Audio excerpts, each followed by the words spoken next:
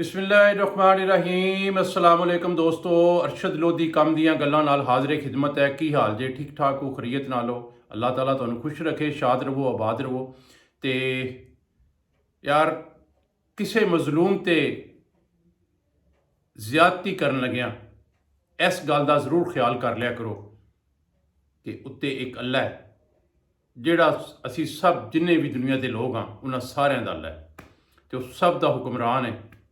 ये सारे इख्तियार उहदे कोल। मत कोई बंदा अपने आप को इन्ना पावरफुल समझ ले कि वह अगले बंदे नूं कीड़े मकोड़े समझना शुरू कर दे, समझे कि मेरे तो वध के कोई बंदा वड्डा नहीं गा या मेरे तो वध किसी को इख्तियारात नहीं। अज मैनू हलाकू खान की गल याद आ रही है कि हलाकू खान एक बहुत वड्डा ताकतवर तरीन हुक्मरान होया मंगोला, ठीक है। एक दफ़ा उन्हें बहुत सारे मुसलमानों गिरफ्तार कर लिया। जो उन्होंने गिरफ्तार कर लिया तो उन्होंने लाइन के खड़ा कर दिता, तो उन्होंने तादाद ज़्यादा होने की वजह तो उन्हें उन्होंने 3 लाइनां बना दी।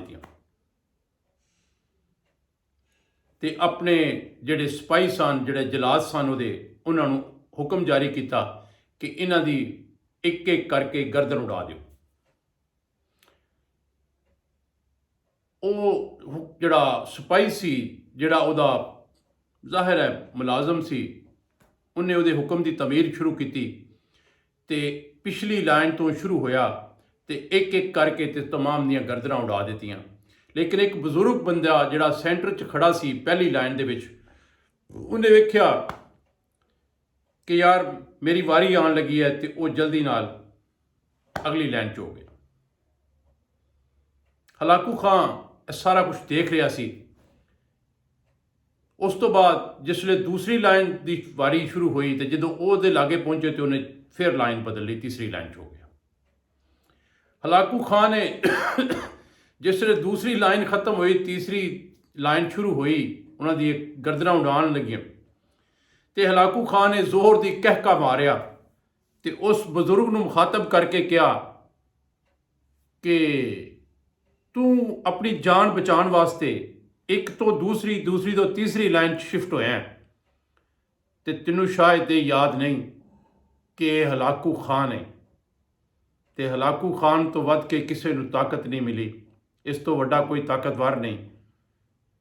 तू जिथे मर्जी चला जा, दूसरी लाइन चला जा, तीसरी ते चली जा, चौथी ते चला जा, आज तेरी जान नहीं बच सकती। वो बुजुर्ग मुसलमान उन्हें हलाकू खान को मुखातब करके कहा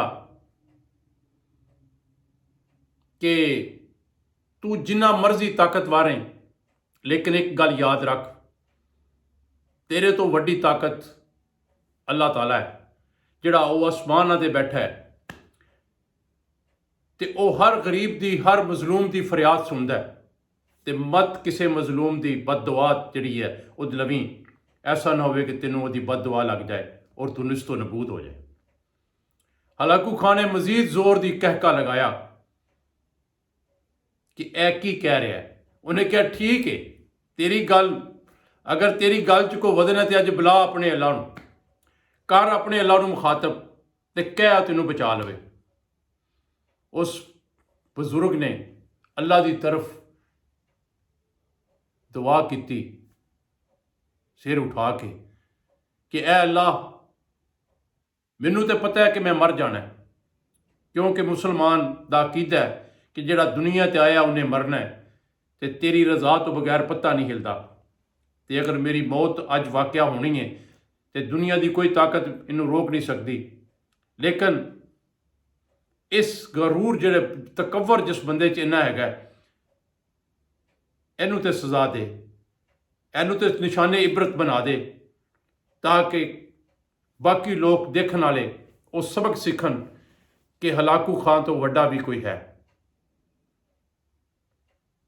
वो जिस वेले दुआ कर रहा सी ते उन्हें हलाकू खान ने फिर जोर की कहका लगाया, तो उहदा एक बहुत वड्डा उहदे कोल एक बुरज हुंदा सी, जिहड़ी पहलवानां कोल हुंदा है, उहदा बुरज गिरन लगा ਤੇ ਉਹਨੇ ਜਲਦੀ ਨਾਲ ਇੰਜ ਚੁੱਕ ਕੇ ਘੋੜੇ ਤੇ ਬੈਠਾ ਸੀ, ਆਪਣਾ ਬੁਰਜ ਫੜਨ ਲੱਗਾ ਤੇ ਉਹਦਾ ਪੈਰ ਉਹਦਾ ਜਿਹੜਾ ਸਾਈਡ ਤੇ ਜਿਹਦੇ 'ਚ ਪੈਰ ਅੜਾਇਆ ਹੁੰਦਾ ਹੈ ਘੋੜੇ ਤੇ ਬਹਿਣ ਲੱਗਿਆ, ਰਕਾਬ ਜਿਹਨੂੰ ਕਹਿੰਦੇ ਨੇ, ਉਹਦੇ 'ਚ ਉਹਦਾ ਪੈਰ ਨਿਕਲ ਗਿਆ ਤੇ ਉਹ ਘੋੜੇ ਦੀ ਇੱਕ ਸਾਈਡ ਤੇ ਇੰਜ ਲਮਕ ਗਿਆ। ਜਿਸ ਵੇਲੇ ਉਹ ਘੋੜੇ ਦੀ ਸਾਈਡ ਤੇ ਲਮਕਿਆ, ਬੁਰਜ ਥੱਲੇ ਜ਼ਮੀਨ ਤੇ ਡਿੱਗਿਆ, ਉਹਦੀ ਆਵਾਜ਼ ਪੈਦਾ ਹੋਈ ਤੇ ਘੋੜਾ ਖੌਫਜ਼ਦਾ ਹੋ ਕੇ ਡਰ ਗਿਆ ਤੇ ਘੋੜੇ ਨੇ ਦੌੜਨਾ ਸ਼ੁਰੂ ਕਰ ਦਿੱਤਾ। ਹੁਣ ਘੋੜਾ ਤੇਜ਼ੀ ਨਾਲ ਦੌੜਨਾ ਸ਼ੁਰੂ ਹੋ ਗਿਆ।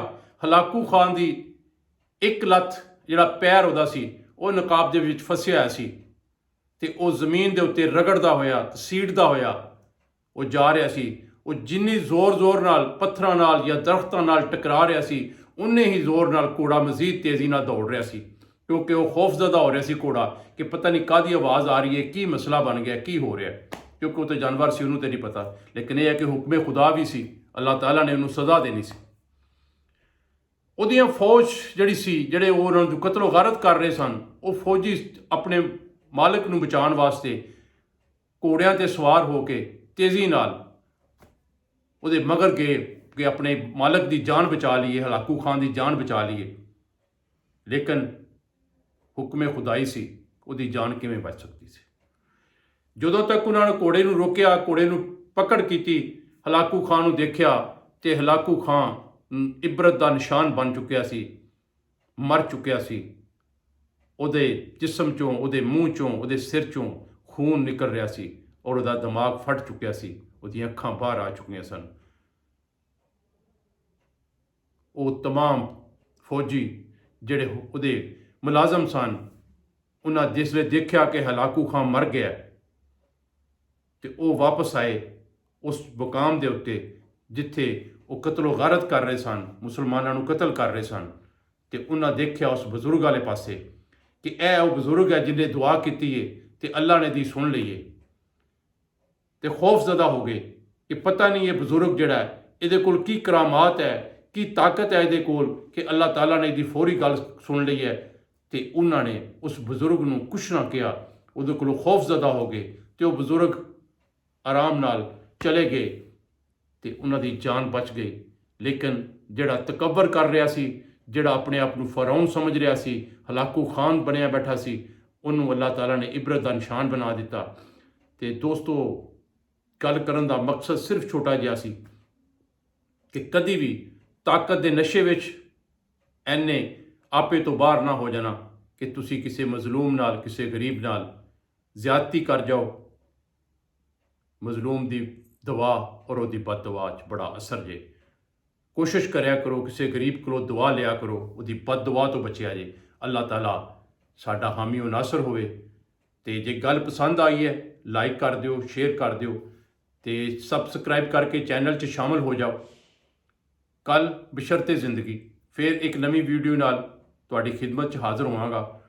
ਤੇ ਇੱਕੋ ਹੀ ਰਿਕੁਐਸਟ ਹੁੰਦੀ ਹੈ ਕਿ ਮਿਹਰਬਾਨੀ ਕਰਿਆ ਕਰੋ, ਗੱਲ ਨੂੰ ਪੂਰੀ ਸੁਣਿਆ ਕਰੋ। ਜਦੋਂ ਗੱਲ ਪੂਰੀ ਸੁਣਦੇ ਹੋ ਸਾਨੂੰ ਵੀ ਮਜ਼ਾ ਆਉਂਦਾ ਹੈ ਗੱਲ ਸੁਣਾਉਣ ਦਾ, ਤੇ ਤੁਹਾਨੂੰ ਵੀ ਸਮਝ ਆ ਜਾਂਦੀ ਹੈ ਤੇ ਤੁਹਾਡਾ ਵੀ ਕੋਈ ਭਲਾ ਹੋ ਜਾਂਦਾ। ਤੇ ਜੇ ਤੁਸੀਂ ਗੱਲ ਨੂੰ ਸੈਂਟਰ 'ਚ ਛੱਡ ਦਿੰਦੇ ਹੋ, ਪੂਰੀ ਨਹੀਂ ਸੁਣਦੇ, ਤੇ ਉਸ ਗੱਲ ਦਾ ਕੋਈ ਫਾਇਦਾ ਨਹੀਂ। ਨਾ ਸਾਨੂੰ ਉਹਦਾ ਕੋਈ ਫਾਇਦਾ ਹੁੰਦਾ ਤੇ ਨਾ ਤੁਹਾਨੂੰ ਕੋਈ ਫਾਇਦਾ, ਕਿਉਂਕਿ ਤੁਸੀਂ ਪੂਰੀ ਸੁਣੀ ਨਹੀਂ ਹੁੰਦੀ, ਇਸ ਵਾਸਤੇ ਤੁਹਾਨੂੰ ਉਹਦੀ ਸਮਝ ਹੀ ਨਹੀਂ ਆ ਰਹੀ ਹੁੰਦੀ। ਤੇ ਜਨਾਬ इजाज़त, अल्लाह हाफिज़। कल मुलाकात करेंगे, ठीक है, अल्लाह हाफिज़।